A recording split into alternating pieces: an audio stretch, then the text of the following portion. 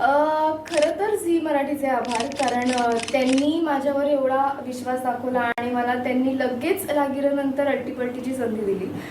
लागिरं माझ्यासाठी इतकं मेमोरेबल होतं की म्हणजे लागिरं माझ्या करिअरचाच एक टर्निंग पॉईंट होता, म्हणून मी ते कधीच विसरू शकणार नाही आहे. आणि मी एंटायर टीमचे खूप आभार म्हणते की त्यांनी मला त्यांच्यामध्ये सामावून घेतलं, पण टीमनी मला त्यांचा एक भाग केला, म्हणून मी टीमचे तर आभार मानतेच. आणि लागिरं माझ्यासाठी टर्निंग पॉईंट होता, मी नेहमीच सांगत असते आणि हे मी कधीच विसरू शकत नाही.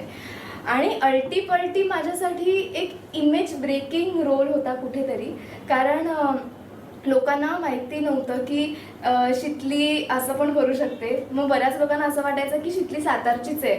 तर मला सुरुवातीला असं वाटायचं की म्हणजे लोकांना असं वाटतंय की आपण सातारचे आहोत, पण आपण तर मुंबईचे होत ना, मग आपण लोकांना सांगायचं कसं की मी मुंबईची आहे.